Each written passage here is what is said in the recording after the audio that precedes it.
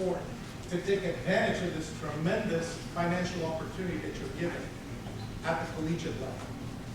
What we're trying to do at the post-collegiate level is to take a more realistic approach as to these billions of dollars that are being spent by the college system, and try and take people that are coming out, like Jared was talking now. When Jared first started, there really wasn't the kind of support there is now. In fact, now it's getting a little better because people are understanding we don't want to just throw away all that talent and development that we have. And one of the things that we are doing is trying to establish centers of excellence beyond the Olympic Training Center and other places, hoping to get the colleges more involved through USA Track and Field with the development of post-collegiate athletes. So our President CEO is working strongly to look at those options and those vendors. The grass always looks greener on the other side, and yes, I've seen some fantastic clubs in Germany, some incredible opportunities, like somebody in the Middle East will say, we need a steeplechasers. Let's just get a guy from Africa, make him from Qatar all of a sudden, and give him so much money per year. So these type of things can happen. But overall, you have better facilities in the U.S. Anywhere you go in any city, you'll find a track and a throwing area, which isn't always the case in other parts of the world. And so what we emphasize is this: become a student of the event. It's really neat. I remember I had a freshman hammer thrower. He was leading the nation at the time, throwing 16-pound hammer, 189, and we went to the junior meeting against the Soviets. And this was in 1979, and he threw against a guy named Nikula, who's the young Nikula. Now this is the father, Igor. He threw 239 against us that day with a 16-pound hammer at Bakersfield. And I remember one thing. I said to my young thrower, everything I've taught you was wrong. I could see it three-dimensional. That's what the beauty of, sometimes you see things three-dimensional. I just realized there has to be a better way. Everything we've done, I could see it right away. This is not the way to throw the hammer we've been doing. So I immersed myself in the event because I saw that 239 by an 18-year-old guy. And 4.5 years later, my kid had thrown over 250 and was in the Olympic team. It just as we changed the whole way we perceive the hammer. And that's the kind of way you have to perceive your responsibility. Now, I'm going to give you guys one bit of advice. There's only one Kirk in an enterprise, and if you go to college and you want to be the know-it-all and look at YouTube all day long and be a legend in your own mind, you're going to have problems developing as a thrower. Always include your coach.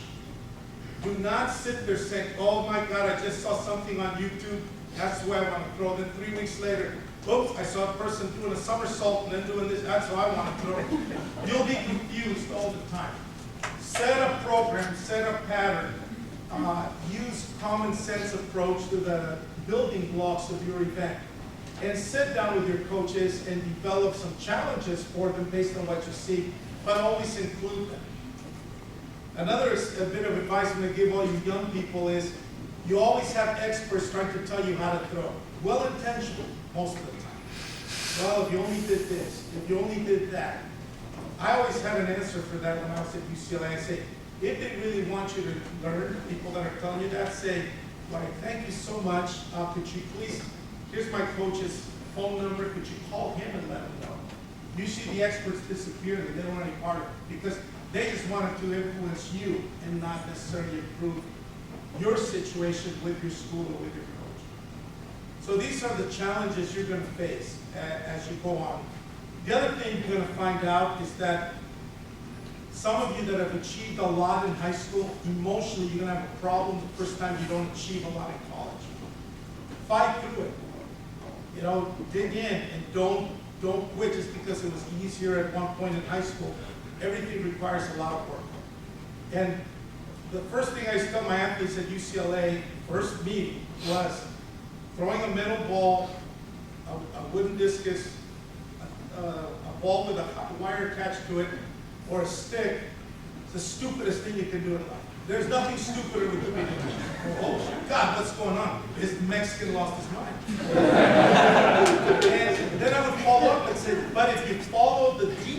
of what makes these implements go far. That's a sublime endeavor. So I'm asking you not to just grunt all the time. You want people to think maybe that's all. So look at that guy, he grunts really big and he throws really far, probably needs a reinforced toilet seat. No. Concentrate on the finesse. If they saw what's required for you to throw far, people would be very, very impressed. Because you are not a thrower. You're a decathlete masked as a thrower. Because the skills that are involved today to be a great thrower are as complex as any decathletes. You know more about more different types of lifting than anybody. So that's, well, that's important to me because I aspire to teach athleticism for throwing in all the events first, and then strength will come as you go. And that's the European model. So there's the Lithuanian they talk. Absolutely. It's like learn the skills, learn the fine tuning. But in America, we can't do that too often. Because sometimes, we're tougher as Europeans. We know that. So we just try to get a little meaner. But at the end of the day, yes, it is about skill, and it is about trying to reach something that is beyond the realm of what Europeans consider common sense. Let me give you two prime examples. If Adam Nelson and Reese Hoffa had been born in Germany, they would have never thrown the shot. Now these are accomplished, legendary people. They would have never thrown the shot because they didn't meet the physical standards that they require in shot put. When I saw Adam Nelson and Reese Hoffa throw the shot in college, even as someone who's very optimistic, I would have said, they're not going to be world champions. And I would have never said that to them, but just generally watching. Throw like 59 feet, I coached him, and I thought, nah. Hoffa used to foul every meet. And my Don Babb is one of my ex-athletes. He just looked at him and go, it's okay, it'll come next time. It's just so the reality is that don't let people pigeonhole you. You're too tall, you're too short, you're not flexible enough. You can work at all that. All that has options. I will say that the one area that's missing in our sport is don't think of those little, those little girls that are doing gymnastics and bouncing. No, but general gymnastic movement is really important. Keeping your flexibility on your shoulders, on your back, staying healthy. Once you get a real bad injury, you can have a lot of problems. And I will back a little bit of what Jared said, that we do put a lot of premium to the top places in the world. But to give you an idea, John Medina never made under $4 million a year while he competed. That's the least he made. Sometimes he made more. There is money when you hit the top. It's not a bad situation. Now, one of the things that I do want to point out that is really exciting, how do you put a price on traveling the world when you're young and good looking and you're meeting the rest of people like you in the world that have the same interests? I'm telling you, there's nothing like it. There is nothing. I'm saying young and good looking. I'm just saying that it's incredibly exciting to see the world, not like some old person on a cruise. And this is really, really exciting. But that segues into this. I've seen many a thrower throw away their career because they couldn't handle the social pressures in college. The first time you guys go in there, you want to be a superstar, you're going to realize you have to be disciplined. So you got to learn how to fake it a little bit. I used to tell John Medina right away. One day I walked in, he had a bunch of whiskey lined up in a row. I go, I just lost it. And I told him, what are you doing? He wanted to show off. I said, you're never going to make it like this. So I actually coached them, it sounds weird, socially about that. I said, go to a party, you must drink, fill up the cup halfway of beer, have a total of 1.5 beers total for the whole night. All right? And I'm not actually telling the guy things like this because I've seen people go rock bottom and lose it really quick. There's no one I admire more than female throwers. Because you guys are bucking a trend in the United States in terms of attitude and perception, and female throwers are amazing. And you guys need to continue and put together that proper image of everything that you do to be a great thrower. And try and be fit, but some people are just larger than others. I had a girl that I told her, I want you to eat like this, like this, like this. And she stared at me and took a donut, dumped it in milk, and ate it. I am so she became a collegiate record holder, so it wasn't too bad, okay? But she still dumped the donut. That's what I'm saying. But all I'm telling you guys is, when you feel pressure, know you have people to support you. Know that people don't feel isolated as a female thrower. And I'll tell you something, if you're kind of skinny, if you're one of those real skinny female throwers, don't you ever flaunt it, because the bigger girls will beat the crap out of you. You know what I'm saying? You can't. One time somebody told one of my girls, "Oh, you look so thin, you don't look like a thrower." "Oh, thank you." You don't do that, these are your friends. The large people will take care of you if you talk like that. You say, "Well, yeah, we come in all sizes and shapes."